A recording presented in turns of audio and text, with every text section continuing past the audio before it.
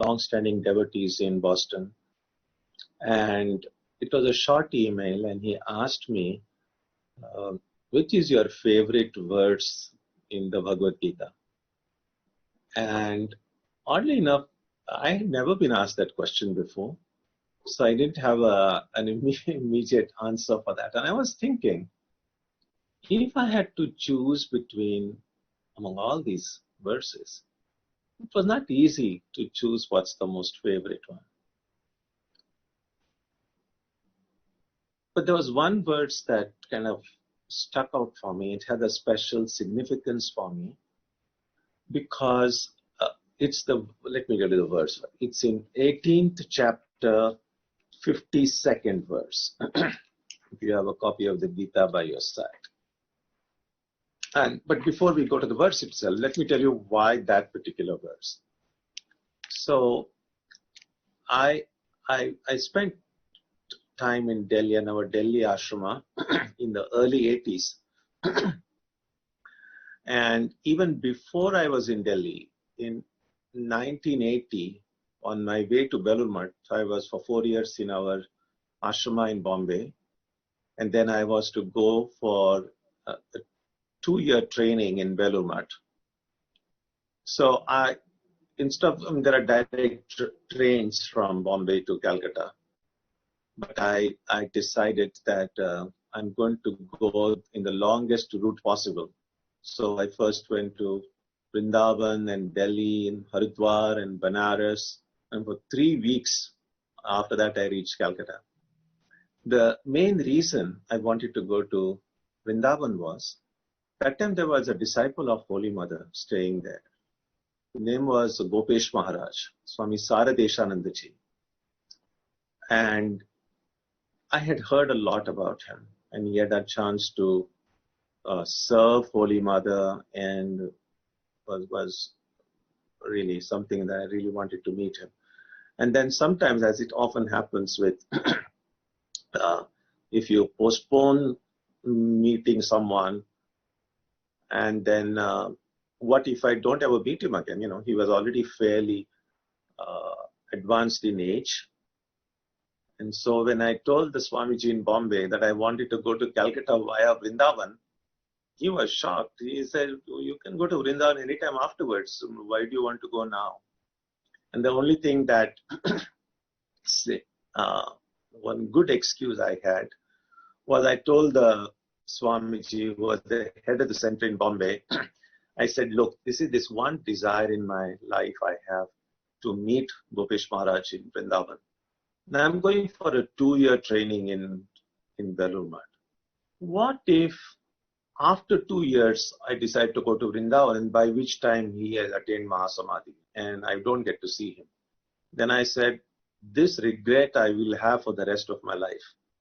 And this worked, this argument worked. So immediately he gave me permission. He said, no, you must go. And so I went to Vrindavan. I was able to spend time with this Swamiji there.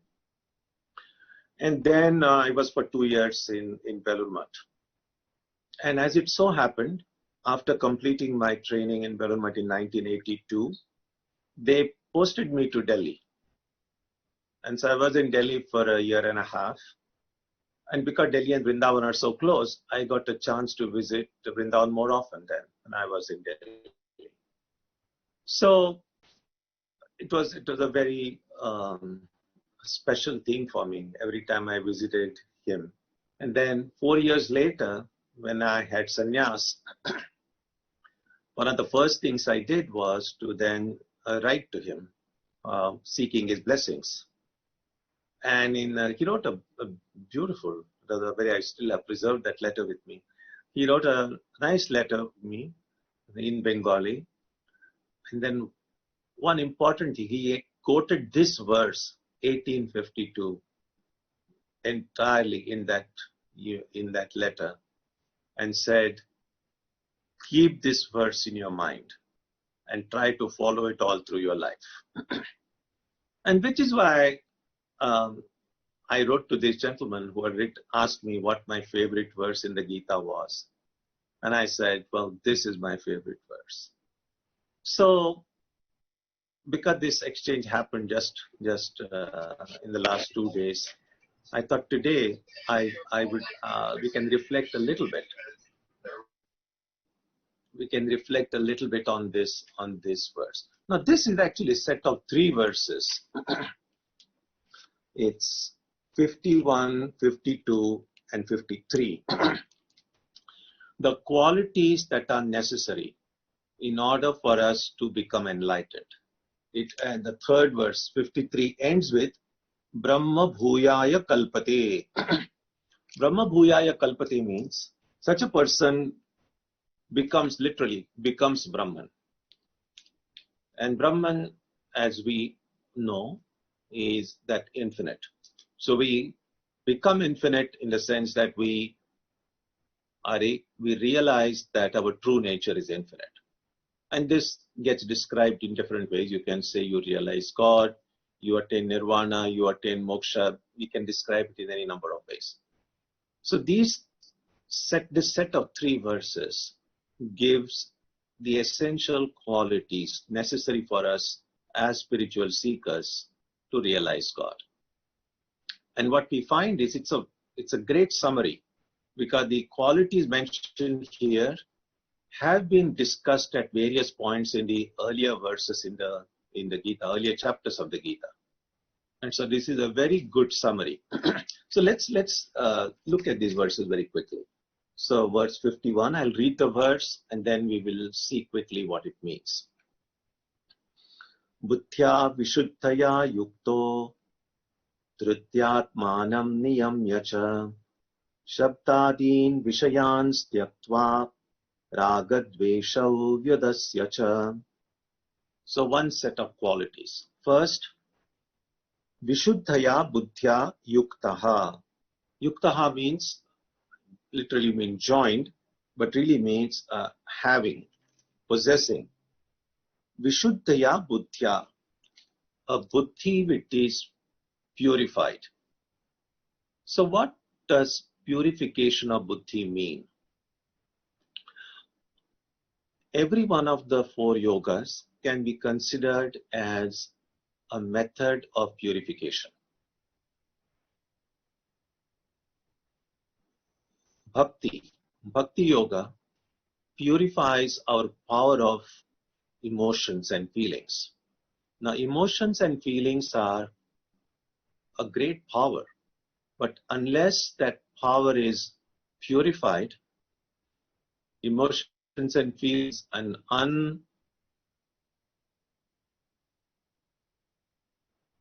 can take us in either direction. They can take us toward God, they can take us in the opposite direction also. But when emotions and feelings are purified, then they take us in the right direction.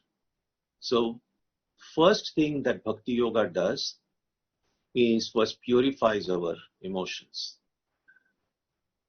Karma Yoga and Raja Yoga, both of them, they are meant for purifying a power of the will. Now willpower also is a tremendous power. But if that power of the will, if it is not purified, it can be extremely destructive to oneself and destructive to others. I mean, great people who have done so much good to the world were people with tremendous willpower. But even people who have done terrible harm to the world were also people with great willpower. And therefore, willpower needs also purification. So Karma Yoga and Raja Yoga, the first thing that they do is purify our power of the will. Jnana Yoga, the first thing that Jnana Yoga does is it purifies our buddhi, purifies our power of reason. Even reasoning needs purification, because if you are good at argument, you're good at logic, we can use the same evidence and twist it in a way to prove our point, even though we know that that's really not the intent. So purification is needed for power of reason, power of emotion, and also the willpower. So what does it mean here? Vishuddhaya buddhya yuktaha.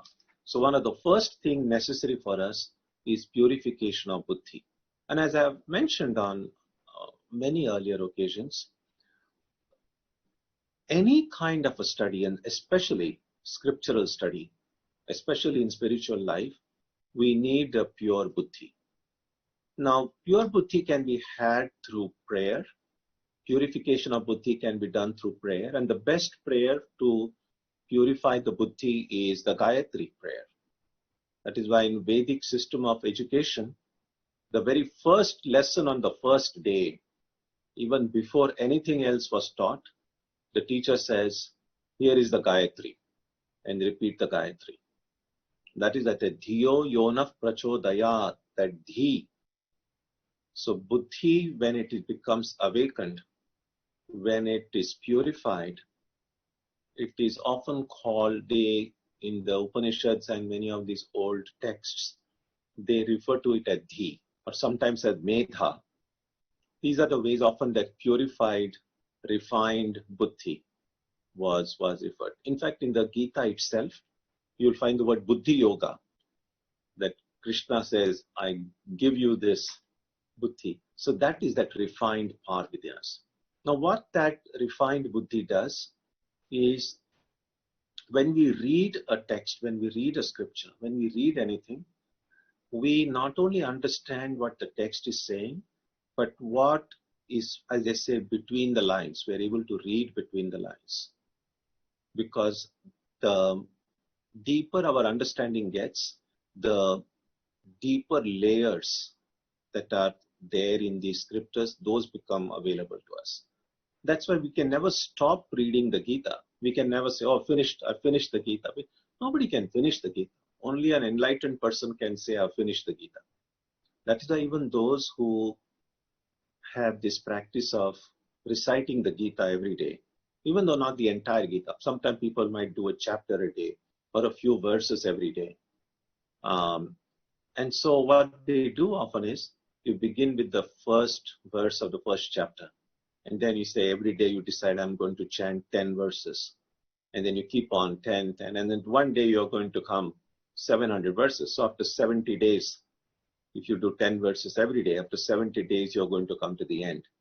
Now, what do you do? When you reach the last verse of the last chapter of the Gita, you don't end your recitation for that day with the last verse. So the traditional practice is, once you reach the last verse of the Gita, you again go back to the first verse. You start Dharmakshetre, Kurukshetre, read that one verse, and then you stop for the day.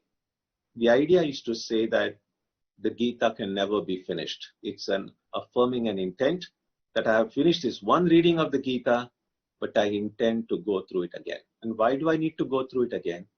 Because every time we read the Gita, we might find insights into it that we may not have discovered on an earlier reading.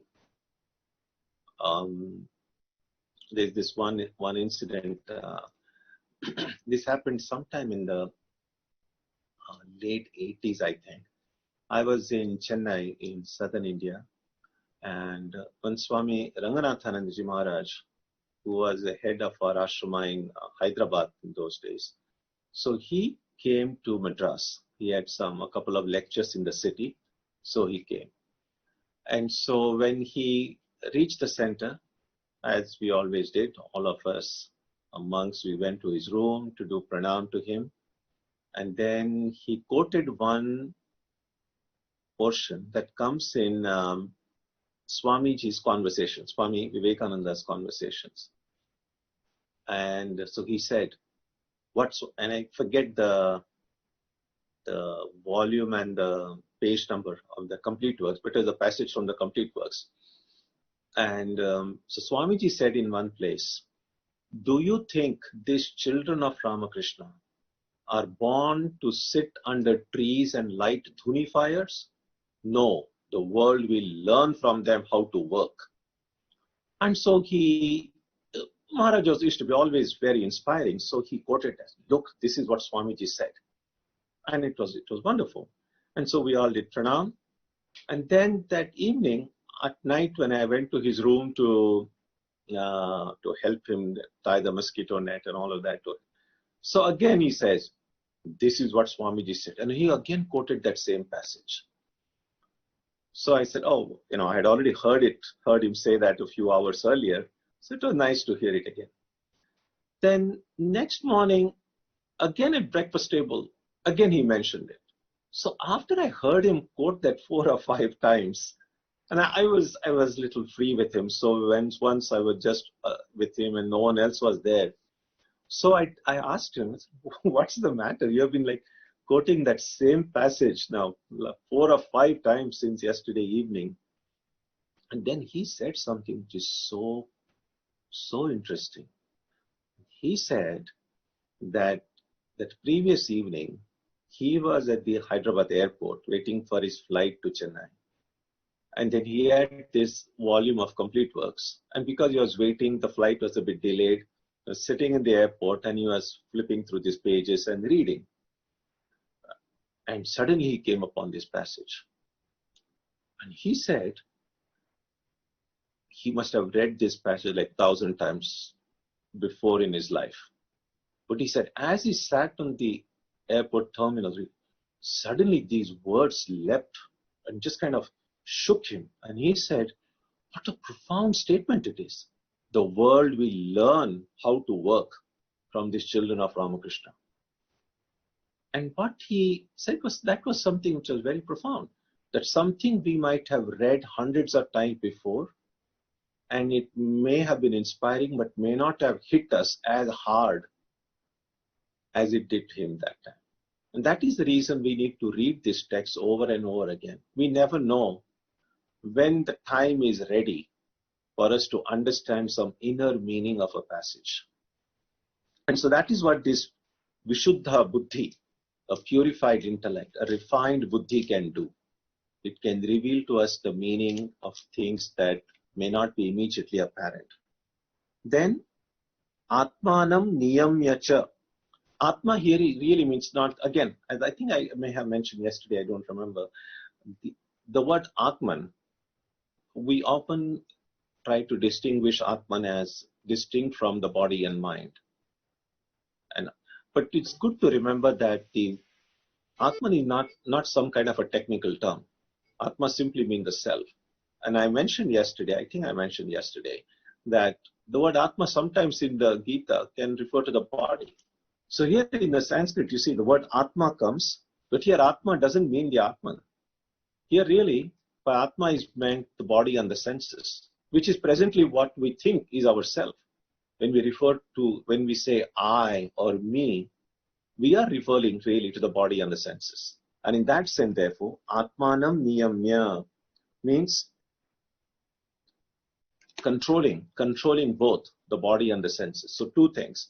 I must find ways to refine my buddhi. I must have my body and my senses under control. Now, what does it mean under control? Under control means I should decide what my body should do. I should decide what my senses should do. Right now, that is not the case. And of course, one obvious example is oftentimes when people want to meditate, they fall asleep. That is, I want to meditate, but the body wants to sleep. And the body doesn't listen to me.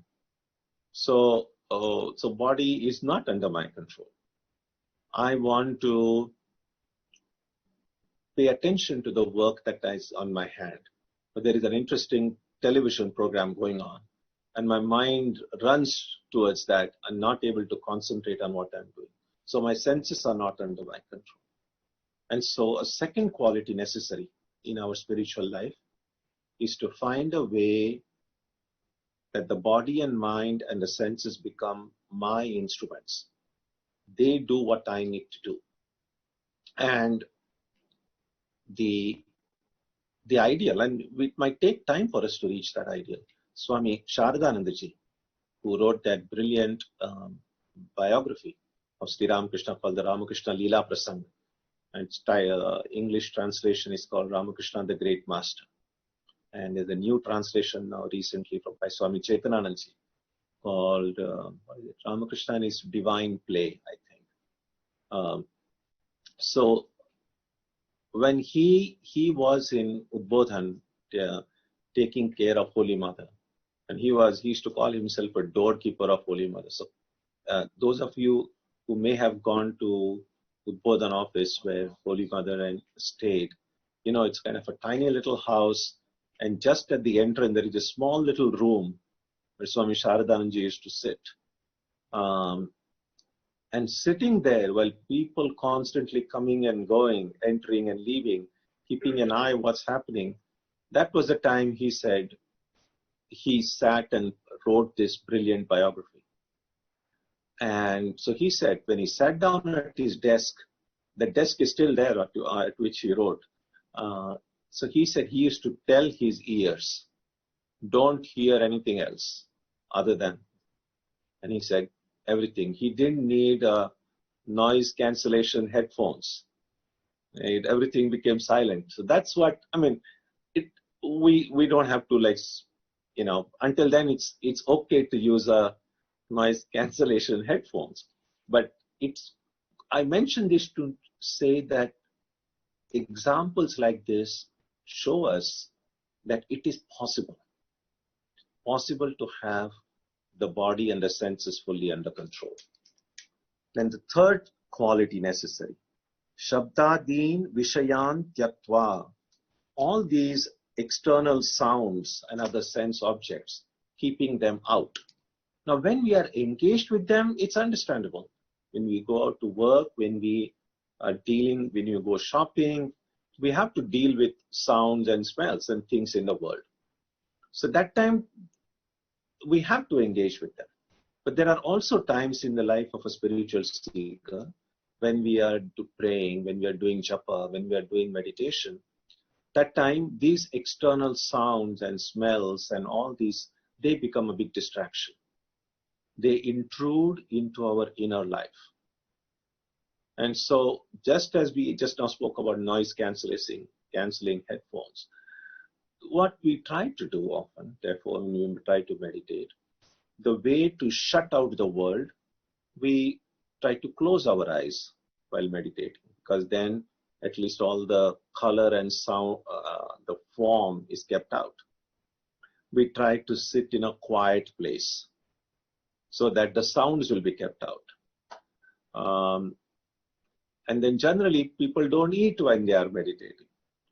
And so all the tastes are kept out. Also, they advise that when you are meditating, don't wear any very tight clothing. And so there isn't, the sense of touch isn't so prominent when you just wear some comfortable, loose clothing. So all these different senses, we try to minimize. But how are we going to stop these ideas and memories and everything? So we need to find a way, a quality that is necessary is to somehow know that once my senses are under control, I can say, now this is my meditation time. This is my prayer time. All these external sounds and everything, no entry. Just Swami Turiyananji, another great disciple of Ramakrishna, used to say, put a no entry board out on your mind so that nothing will enter. Sometimes when you're traveling and you're staying in some hotel, usually they'll have some labels that do not disturb. If you don't want to be disturbed, you can put it on the door handle outside. But similarly, when we are meditating, you should have a do not disturb or no entry label on the mind. Yudasya, giving away both raga and dvesha. There is a verse in I think it is in the 5th chapter or 3rd chapter, I don't remember, where there is a verse which says, Neyasa nitya sannyasi yo na dveshti na kankshati. Every one of us can be a monastic at heart. Not everyone has to take sannyas externally, but one can be a nitya sannyasi. And permanent sannyasi from within. And what are the quality necessary for that? Neyasa nitya sannyasi yo na dveshti na kangsha, no dvesha. If I can remove all dvesha, all hatred from my heart, na kankshati, remove all expectations from the heart, I can be a monastic, if I can just do two things. Simple actually. At least it sounds simple. Just remove hatred and don't expect anything from anyone.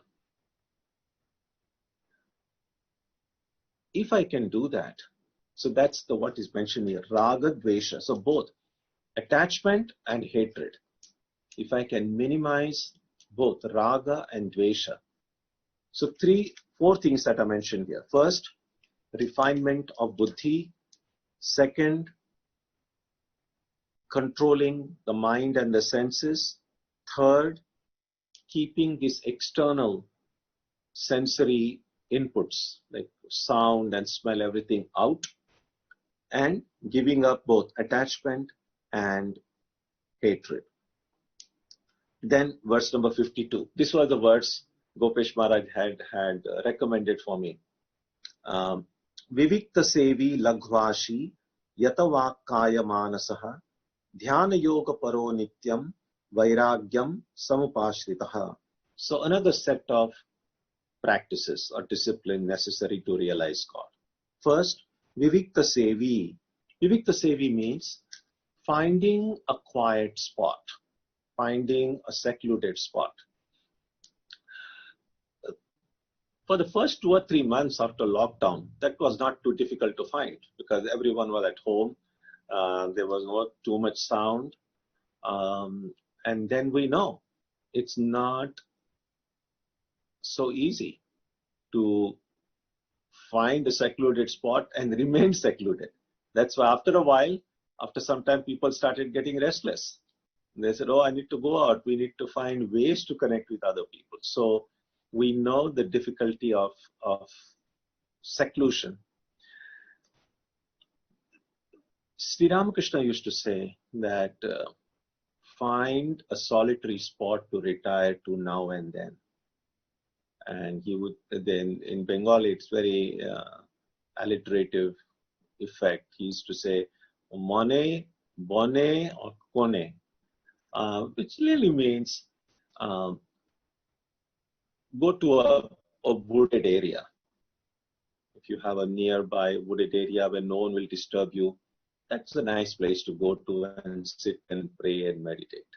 If that is not possible, then find some quiet corner in your home, a separate room that you have and no one will disturb you. If even that is not possible, then find some quiet place inside your own heart. So that is what mone means inside the mind, bone means inside a wooded area, kone means in some corner, a secluded corner of your home.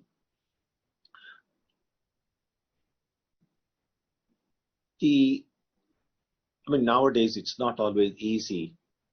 It may be a little bit easier here in the United States, but if you're living in a densely populated city, or in places like India also, it's not always easy to find a very quiet area, quiet spot where people may not disturb you.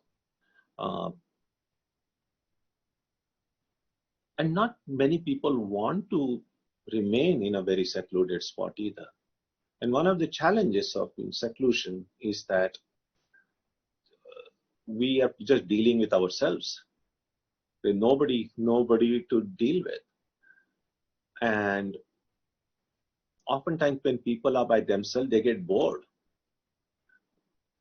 which is not really a very good feeling. If I'm by myself and if I get bored, what it means is that I'm only in my own company and I'm bored. That is, my own company is quite boring. And if I cannot stand my own company, then how can I expect other people to enjoy it? And if we want other people to enjoy our company, I think it might be good to spend some time in seclusion and find whether we are enjoying our own company. Because if we can do that, then the chances are that other people might do it also. And therefore, it's very helpful to go to a quiet spot. The real challenge is in the mind. Even if you go, there is a story told about a yogi who wanted to always be in a very quiet place. But everywhere people will come and disturb. And so he then again went to a deep inside the woods and forest. And again, there were all these birds and sound of flowing water. Then he went on the top of a mountain and inside a deep cave and tried to meditate. And even there, these small insects and crickets and all these, they were making sound. And he was so upset. He said, there's not, no matter where I go, there is so much noise. When will I find a quiet spot so I can think of God? So luckily then he felt so helpless. He then went to a great saint who lived in that area and told him the problem. He said, I've tried to go to very far off places. I went to a mountaintop, went inside a cave. Everywhere there is noise. Where will I find a quiet place? Then that saint looked at him and said, stop that noise in your head first, in your mind first. Because no matter where we go, we are carrying our mind. So even if you go to a secluded spot and the mind is all chaos going on there, we are carrying our chaos with us. Swamiji once said, Swami Vivekananda once said, that people speak about the world. What is the world? The body, our own body and mind is the world. So people say, oh, I have renounced the world. I'm leaving this world. You cannot leave it. Wherever you go, you are carrying your world with you. As long as my body and mind go with me, everything is going along with me. So the real finding quiet is ultimately finding quiet deep inside our own heart. Having said that, external quiet can often be very helpful. And that's what is referred to here. But Vivikta Sevi, Lagvashi. Lagvashi means eating laghu, eating less. I think nowadays many people have become health conscious. So most of us are careful about what we eat. There is another one verse, and it's a big discussion in itself about. There is a passage in the Chandogya Upanishad which says, Ahara Shuddhau Sattva Shuddhihi Sattva Shuddhau Dhruvasmritihi Smriti Lambhe Sarva Granthinam Vipramokshaha. It simply means that when the food is pure, the mind becomes pure. When the mind is pure, when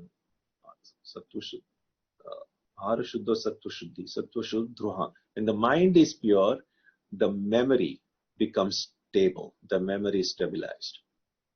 And then when the memory is stabilized, all the knots of the heart are cut asunder, and then we become free.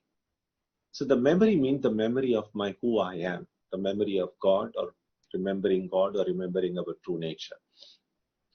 So, and that's why so much attention is paid in religious texts about the food that we eat. The problem is that people become so fanatical about food. You can eat this, you cannot eat that. This is allowed, that's not allowed. Swami Vivekananda often said, religion has entered the cooking pot. All that people want to do is just food. Now, yes, food is important, no doubt about it. But everything needs a certain proportion. Everything has a certain place in life. When the proportion is not maintained, then things get distorted. And so Shankaracharya, on commenting on that passage, ahara, in Sanskrit, ahara means that which is taken in.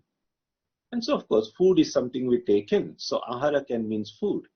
But Shankara says, but food is not the only thing that we take in. Sure, through our mouth, what we eat is food. But what is the thing that we take in through our senses, through our mind. So ideas is a food for the mind. The color and the forms is food for the eyes. The sounds are food for the ear. That's why when we hear a beautiful bhajan like we did in the beginning today, that sound, it is a food for the sense of hearing, and it can be nourishing, it can be uplifting. So this, whatever we take in, that is as much a food as the kind of a conventional food that we eat through the mouth. And so all of those things need to be purified. That is the idea. And so Laghvashi means being aware of what we eat what is healthy, take in what is healthy, and take only as much as you need. In the Gita and other places, Krishna will say that moderation in everything that we do. Moderation in food, in rest, in everything. So this is mentioned here as Laghvashi. Yata vak kaya manasaha. So body, speech and mind controlled. Sri Ramakrishna, another one great teaching of Sri Ramakrishna, which is very helpful for all of us, is there is a phrase in Bengali, which literally translated means making the mind and speech one. Mon mukh ek kora. And what is meant by that is that there is a complete harmony between what I think, what I say, and what I do. So my mind, speech, and action, if they are in harmony, life will become much more peaceful. A lot of the subtle kind of stress and anxiety that many of us experience is because these three things are not in harmony. Oftentimes, our mind thinks in one way, and then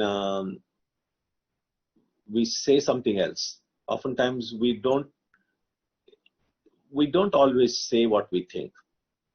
So whatever the thoughts are, we feel, oh, it may be better to say this, although I think differently.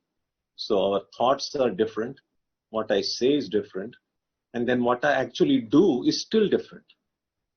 So because these three are not in harmony, then the stress, I mean, think about it this way. If my one hand is tied with a rope, the second hand is tied with another rope, and my waist is tied with another rope, and all these three are now being pulled in three different directions. Of course, I'm going to be stressed, physically stressed. Now, the same thing happens to the mind and the body. When the thoughts are going in one direction, what I say is going in a different direction, and what I'm doing is going in a yet different direction, then of course there is going to be stress. So a lot of the stress that we experience in daily life is not necessarily only because of work-related things or because of the tensions at workplace or at home or wherever.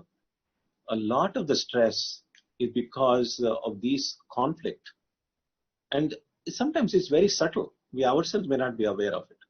But when we consciously try to bring our thoughts, our words, and our actions, make them harmonious, it's very liberating. We'll feel a lot more, we conserve a lot of energy.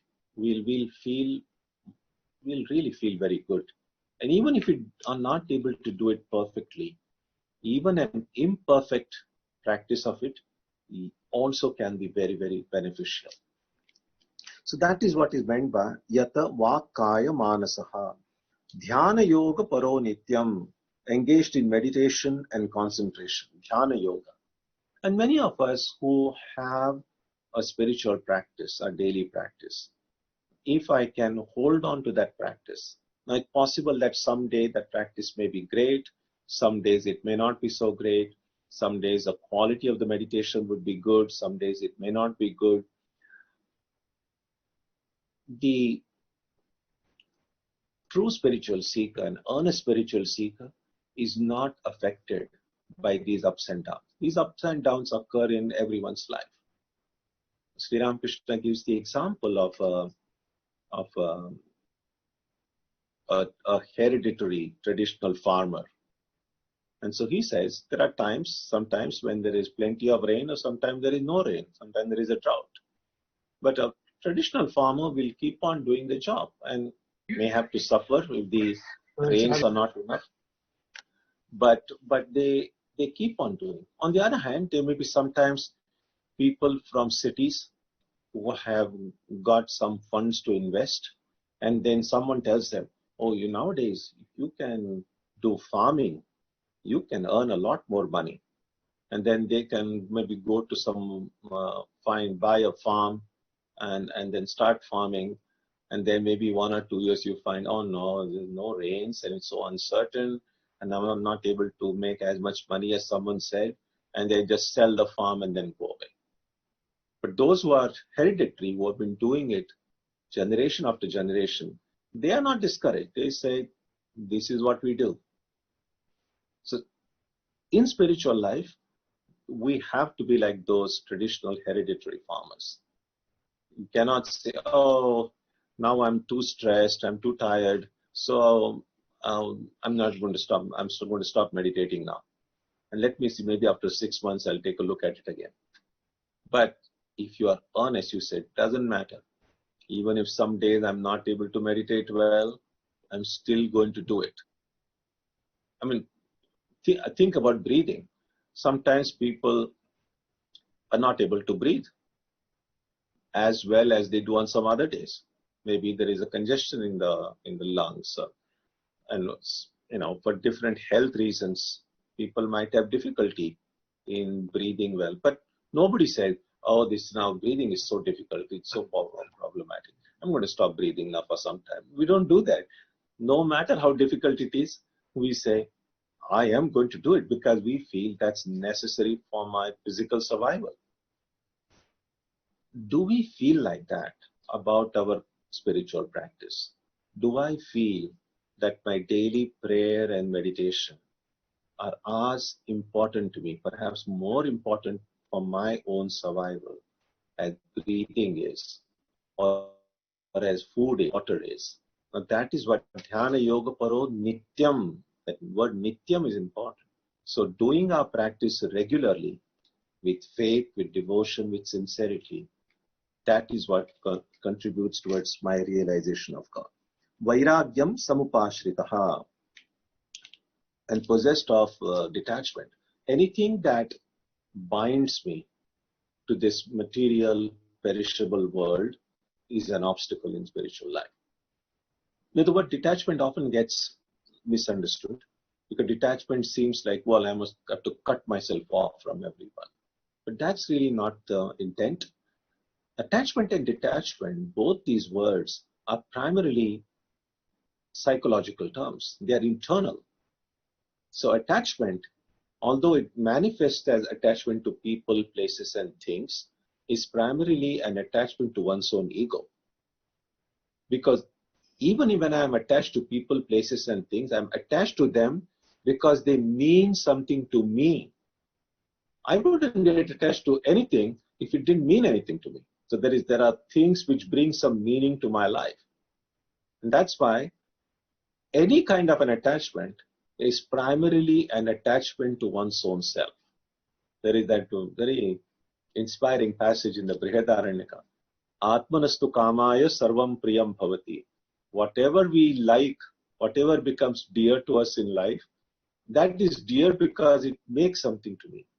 That's why when we are separated from things and people whom we love, we grieve. I mean, when someone dear one passes away or dies, people mourn and people grieve. And although that's not how we want to analyze it at that moment, if we just pause and say, who am I grieving for? Am I grieving for the person who passed away, or I'm grieving for my loss? Because let's say if someone has been very seriously ill and extremely going through a lot of physical suffering, and after that person passes away. And then the family, of course, is very sad and they grieve. But again, who are we grieving for? Because the person who was suffering is now free from that body which was creating so much difficulty, so much suffering. So for all we know, that person is very free to be freed from this troublesome body. Now, when I'm grieving, I'm not really grieving for that person. I'm grieving for my loss. So it's this me, the self. That is really what is meant here by saying Vairagyam Samupashrita. So this is attachment to this little self, and detachment, therefore, doesn't mean cutting myself off from other people. It means detaching myself from my clinging to this ego of mine, that everything should make some sense here to me. As sometimes they say, not everything is not all about you. So we have to tell that to ourselves. It's not about me.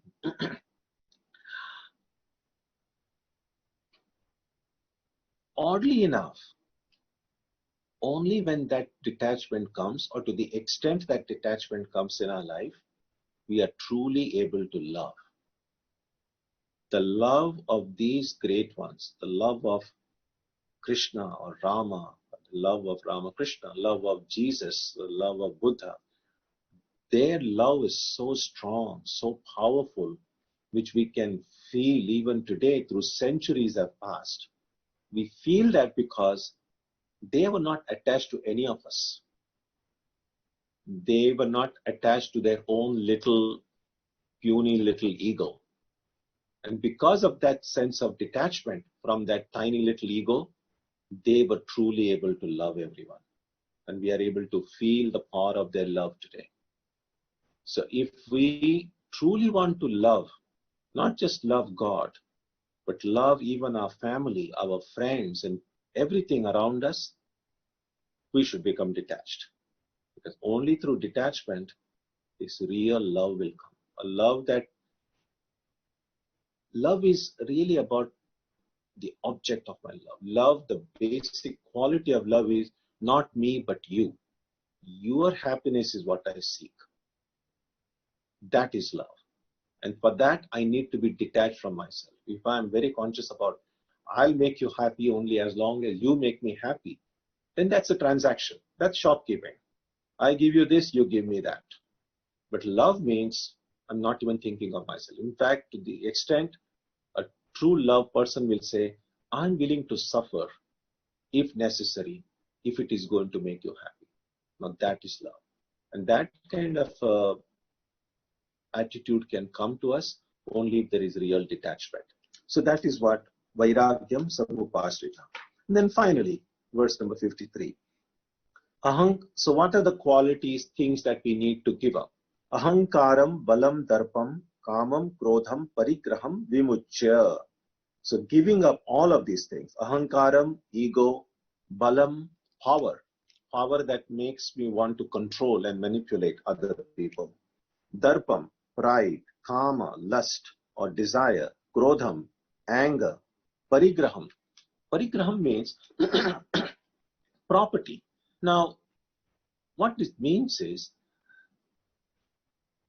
having a property is not a problem, but having the sense of ownership, that is what is problematic in spiritual life.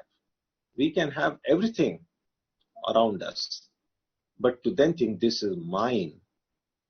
Sri Ramakrishna often said, the real Maya is aham and mama, I and mine. If this I and mine, this little I and this little mine, if it goes out, we can be free. Now Janaka, the great king Janaka, was ruling a kingdom, and yet he was the enlightened being, because he didn't feel, oh, I am the king and this is my kingdom. Then he would be just like any other king. So it's not that you have to kind of give up everything and go into some forest to be detached. Janaka's life shows that you can be detached right where you are, irrespective of the position you hold. Now, being nothing very There's nothing very terribly spiritual in being a king. One might say, well, that's an administrative job. That's something that is very worldly. Externally, it might look like a very secular thing. But being that, he was simultaneously enlightened because he didn't have that sense of mind. So if we can move through our lives, having a family, a friends, a job, a property, everything can be around, but to not look at any of them as mine.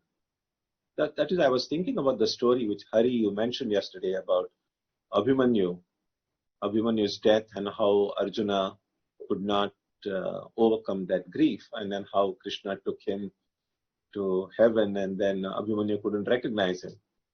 Now, it's good to, what we can do is whatever, to see ourselves not as owners, not as owning people and things around us, but as being stewards or trustees, that everything belongs to God, and there are these people or this property or these things that has been entrusted by God to my care. Little bit like if your neighbor now goes on a long leave, it's very difficult to travel nowadays, but just imagine how life was before this pandemic came, and people did travel to other places. People did go on vacation. Remember, there used to be things like vacation. People used to go here and there. Let's say your neighbor said, I'm going away and I'll be back after 6 months. And can you take care of this dog? And you love pets, and you say, oh, sure, I can take care of the dog. And dogs have this amazing thing that they are very good. If you are suffering from a low self-esteem, it's always good to have a dog. The dog will always make you feel like you are the most adorable person in the whole world. And so let's say you're taking care of your neighbor's dog, and that dog, and you feed the dog, and you kind of feel attached to the dog, and the dog feels attached to you. And after 6 months, your neighbor comes and says, okay, thank you so much for taking care of the dog, and I will return it. And now that time, what will you do? You have begun to like the dog. You have almost begun to see that dog as your dog. And now the neighbor wants it. And then you have to remind yourself, the dog was not mine to begin with. That, yes, I loved the neighbor, and the neighbor entrusted the dog to my care, and I did it out of love for my neighbor. And now I need to return it. That is how we need to see everything in our life. The people who come in our lives, the responsibilities that we have in our life, everything, the property we might have, the things we might have to take care of, all those things have been entrusted to our care by God. And we must love everybody, take care of everybody, because we love God. Because God has said, I give this in your care. And like the neighbor, God can come anytime and say, okay, I want them back. You cannot say no, because they're really God's. They're not yours to begin with. If we can keep that in mind, then it's possible to love, it's possible to do everything, and yet it's possible to let go when it's necessary. Nirmamaha, that is the idea. Aham and mama, the sense of ownership. If I can give up that sense of ownership. Attachment is what produces a sense of ownership. And that is why attachment and love cannot go together. Shantaha, after following all this, everything, the body, mind, senses, everything becomes shanta and tranquil. Then Brahma Bhuyaya Kalpate, that is the time a person becomes fit to realize God. So in this set of 3 verses, a lot of the ideas and practices that are described throughout the Gita and are beautifully summarized. And so this was the middle one, the 52 verse was the one that was recommended by Gopesh Maharaj. So that was my answer when someone asked me, which is your favorite verse? And again, I'm not by no means suggesting like that is the most important verse in the Gita. Every one of us can make an independent study of our own, and it's possible that some other verse might leap out of the page and suddenly have a message for you. So whenever you undertake a study of the Gita, then just keep your heart and mind open and allow the book, allow the words of Krishna to speak to you directly, and see. And we all will learn if we just keep our hearts open. So I'll stop now, and then we can have some comments and questions from all of you. Like yesterday, you can send a message in the chat that you have a question, or you can even type the question. And for the next 5 minutes, if everyone can turn their videos on, we'll take some pictures. Maharaj, Jeff has a question. Yeah, sure. Yeah. So Maharaj Pranam, and thank you for this wonderful presentation today. My question is about making our speech and what's in our hearts consistent, and what we do consistent. And this is something Moho and I discuss very frequently. We both know several people who are very honest. Whatever they say is completely consistent with what is in their mind and heart. Mm-hmm. But what is in their mind and heart is often very unpleasant. Mm-hmm. So what do we do in this situation where we want to be honest and consistent in all of these levels? At the same time, something that we may really honestly think might be felt by another person as hurtful. Yeah, it's a beautiful verse in Sanskrit which says, Satyam vada, priyam vada, ma vada satyam apriyam. So speak the truth, speak pleasantly, but do not speak an unpleasant truth. Unpleasant truth. So if I think someone is stupid, and one says, oh, in order to be truthful, I have to tell this person you are stupid. No one is forcing me to tell the person I'm stupid. I don't have to tell the person you are not stupid, because then there is a conflict. So you don't have to tell a lie, but you don't necessarily have to go about offending people just in the name of honesty. So that's the idea. Thank you. Yeah.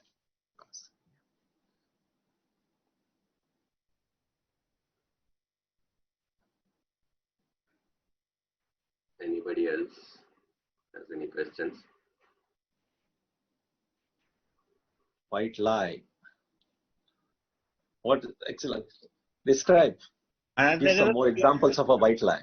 There's a story. A journalist went to one of the president of United States. I think it was Ronald Reagan.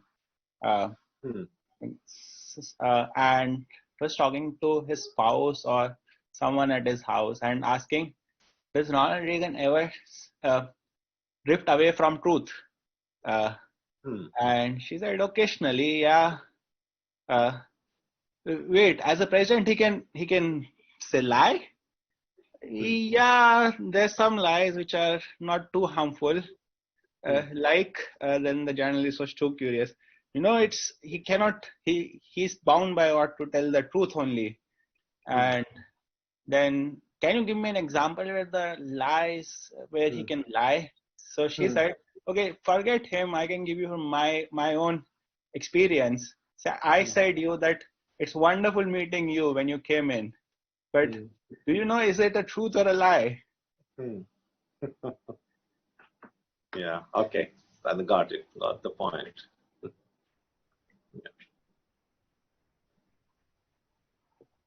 Mahua has a question. Yeah. Swamiji, namaskar. Thank you so much for this wonderful presentation. I have a question about the same issue, but on a different idea. Actually, when we are living in our lives these days, and especially with so much animosity and anger around us, many of us feel fearful of saying what we want to say. We feel that we will be, as they use this word, cancelled. on social media. We feel scared to speak. Sometimes, I hate to use the word, but sometimes the truth, because we feel that it will harm us, or it will bias people, towards us, and that we will, in some ways, lose something by not speaking up. So in that situation, I always feel that, I go to bed sometimes thinking, I wish I had said that, I wish I had said that to that person. And it keeps bothering me over and over, that I wish I had not kept silent at that point. What is a way to get out of that kind of a dilemma? Well, I mean, what I find is this, that by saying something, if I'm able to improve a situation or clarify a point, or if it is going to be effective in some way, then we should speak. But if we find that if it is not going to have the intended effect, that in fact it's going to be more problematic, if it's going to create more problem than solve it, then there's no point in saying it. Then sometimes I think holding our own silence is a better way than speaking. And if we find that there are situations when we feel I should have said something when I didn't, then maybe next time, in the next encounter, I can be more alert and vigilant, so that I speak when I need to speak and I remain silent when I need to remain silent. And surely, I mean, not every time we are going to get it perfect. Sometimes we might speak when we should be silent and remain silent when we should speak. But we'll make mistakes, and over time we might make fewer mistakes. All of us will learn from just trial and error method in our life. And I think, and I think it's good to be a little bit forgiving to oneself. We would all like to be perfect, but there are all these imperfections, if you like, that to get exactly every encounter, to get exactly right, or what to say and when to say, there is some feedback coming from somewhere. Yeah. Okay. So every encounter to kind of get it exactly right is not always possible. So just kind of accept that, yes, surely we will kind of bumble our way through life in some way. That was Swami Ashokananji said. Life is very messy in many ways. That, it's like we can try to do the best we can, but all said and done, ultimately every one of us, the phrase Swami Ashokananji used was, we have to muddle our way through this kind of life. And then the reason is, if everything were under our control, then maybe we could do something. But there are factors beyond our control. I mean, think about launching, a rocket launching, or you launch a satellite and stuff like that. And oftentimes we see, as recently as the one they launched from in NASA, the last moment, suddenly the weather was not convenient, and they had to put off all the other preparations were done, and then there was a cloud cover or whatever, and they said, no, it can't be done. We have to then postpone it by another 2 days. So if there are factors over which we don't have control, then things are not going to be perfect. And especially when we are dealing with people in our lives, even though a lot of time we don't have control over our own selves, but even if we have control over our own selves, we have no control over what the other person is going to think, or what the other person is going to say, or how the other person is going to react. So things are never going to be completely picture perfect. There's always going to be a little bit of a messiness, and we must just take that in our stride, I think. Thank you, Guruji. Yeah. Vijayadi and then Indranil. Maharaj. Yeah. My thing was more in regards to raga dvesha, more of a comment and your thoughts, please. I used to think raga is towards one object or person, and then dvesha to something else. But oftentimes on pondering, it seems like it is to the same person or same object or thing. Let's say someone likes someone intensely and is rejected. The love is rejected. Then that turns to dvesha. So it oftentimes seems like you have raga and dvesha towards the same entity many times. Or you have an object. But not usually at the same time. Or maybe, I don't know. I don't know. Simultaneously, you can, is it possible to simultaneously like someone and hate that one person also? I don't know if it is simultaneous, but I think it may not be at that moment when you're actually having the raga moment. It might not be a dvesha moment, but it's sort of to the same topic or subject. Yeah, I think here the word raga dvesha is not just like, like momentary feelings that we might feel. There are times sometimes we like something and then something happens and we suddenly say, I hate you. And then again, after 5 minutes, again, oh, I love you. So it's not raga dvesha in that kind of fluctuating ups and downs that people experience in life. It is kind of a more inborn, more longer lasting traits of a personality. I think that would be easier to understand them. But I think even whatever you are saying, even that would make sense. That it's possible that it's to the same person or the same place or same thing. Yeah. Thank you. Indranil, you raised a hand.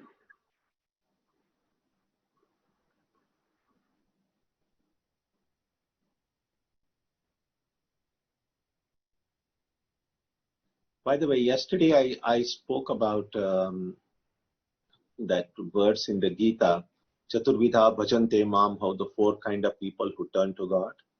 So when you have some time, you can take a look at the Vedanta blog that we have on the Boston website. And so this essay has a reference to that words that we discussed yesterday.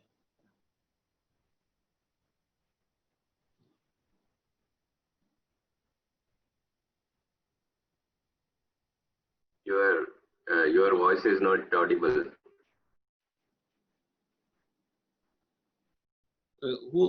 Hari, you are the host. You can switch on his audio from yours.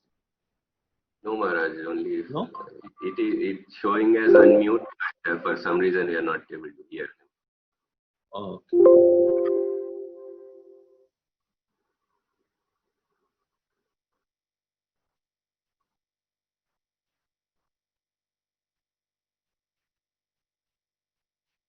Yeah, I think his mic is not working. So we ready for a picture? We already took pictures. All right, all get ready with a nice smile. Please, everyone, turn on your videos and look at the camera.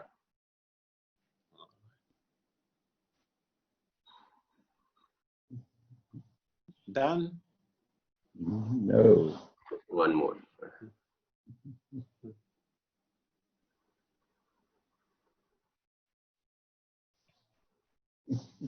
Okay, done. All right, thank you.